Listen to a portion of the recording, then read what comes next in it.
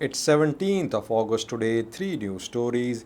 Ethiopian Prime Minister Abiy Ahmad is due to visit Turkey on Wednesday. What is the purpose of this visit? Secondly, the Telegraph today published an article. The writer claims that Tigray Defense Force committed atrocities against civilians in Kobo. Thirdly, we have some updates about OLA's operations in Western, Southern, and Central Oromia. Let's have a look at the first news story. Turkish official news sources have confirmed that Prime Minister of Ethiopia Abiy Ahmed is due to visit Turkey on Wednesday. PM Abiy is visiting Turkey upon the invitation of Turkish President Erdogan. What is the significance of this visit? Obviously, Turkey cannot play any diplomatic role to release the diplomatic pressure which Ethiopia is under, especially from the US, because Turkey-US relations are not very ideal these days. After Joe Biden took office, Turkey US relations have not been very friendly. Is there any military significance of this visit? Is Abiy visiting Turkey to purchase weapons? Not very likely, because now we know that Iran has sold drones to Ethiopian government. Presence of Iranian drones in Ethiopia has been established almost, because today Bellingcat also confirmed, an investigative body, it also confirmed that there is presence of Iranian Muhajir 6 drones in Ethiopia. Iran and Turkey are arch rivals. Now there is no likelihood of Ethiopia buying Turkish drones. I think this visit of PM Abiy has economic significance. Ethiopian economy is under stress. Ethiopian government is in need of foreign investments. So this visit has economic significance, I think. Though procurement of weapons other than drones might come under discussion during this visit of PM Abiy. Secondly, viewers, the Telegraph today published an article written by an Ethiopian journalist. The writer claims that Tigray Defense Forces are involved in attacks on civilians in North Wallo zone. According to the article, war crimes have been committed by Tigray Defense Force in Kobo, which was taken by TDF a couple of weeks ago. This article has been written by Zakaria Zalalam, who is an Ethiopian journalist. Zakaria has covered atrocities committed against Tigrayans as well when Ethiopian National Defense Forces, Eritrean forces, were being accused of committing atrocities in Tigray. Back then, Zakaria covered those developments as well. So we cannot say that he is biased against Tigray Defense Forces or TPLF. Zakaria in the article says that he has got satellite images confirming that at least 50 houses have been set on fire in Kobo.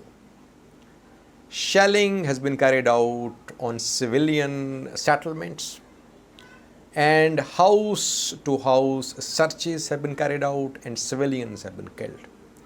He interviewed those persons who were displaced from these areas, Kobo and other North Wallo areas, which are under TDF now, but from where tens of thousands have been displaced.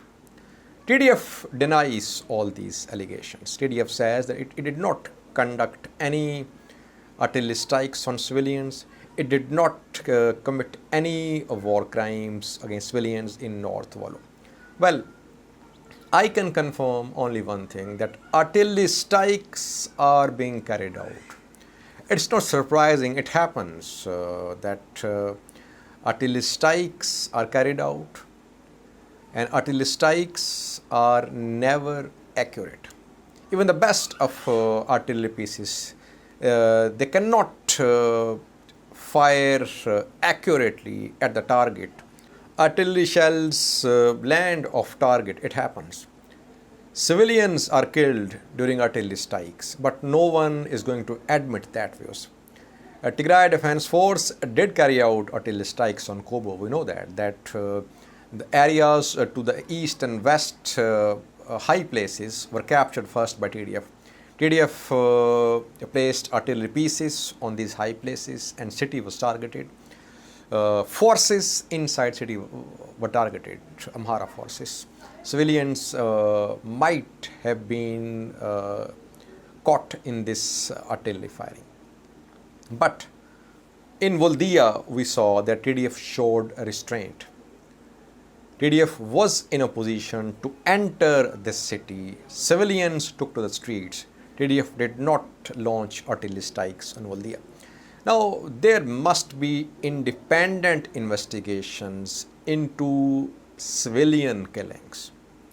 Whether it happened in Tigray or it happened in Amhara or in Afar regions, there must be independent international investigations which can determine the perpetrators who did that. So there is dire need of some sort of a mechanism to start independent investigations into these allegations of war crimes committed against civilians in Amhara, Afar and Tigray regions. Lastly, viewers, OLA, Oromo Liberation Army, today shared several statements. OLA is claiming to be advancing on all the fronts, Western Front, Southern Front and Shua zone as well. Firstly, Voice of America Amharic service today confirmed that internet has been cut off in Western Oromia. There is lack of transport. People are facing difficulties because Oromo Liberation Army is in control of several roads in Western Oromia. So we have a confirmation from Voice of America Amharic service about Western Oromia, where Oromo Liberation Army is making gains.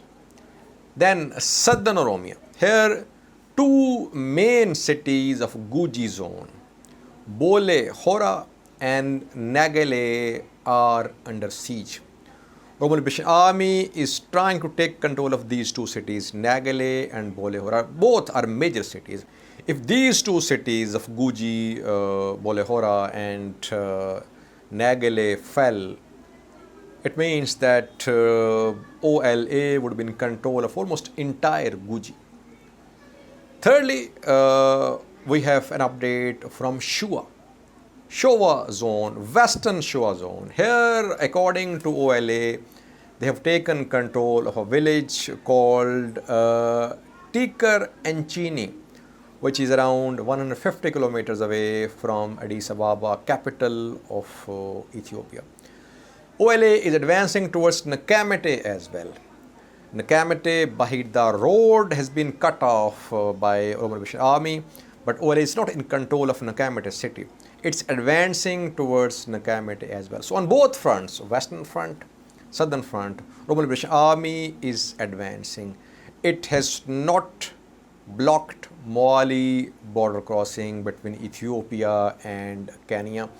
But today we saw a video showing OLA fighters in Burana. Through Burana zone passes through this road, main road, linking Moali border crossing with Addis Ababa. Watch the video showing OLA fighters in Burana along this road, main road, Addis Ababa, Moali main road. Thank you for watching.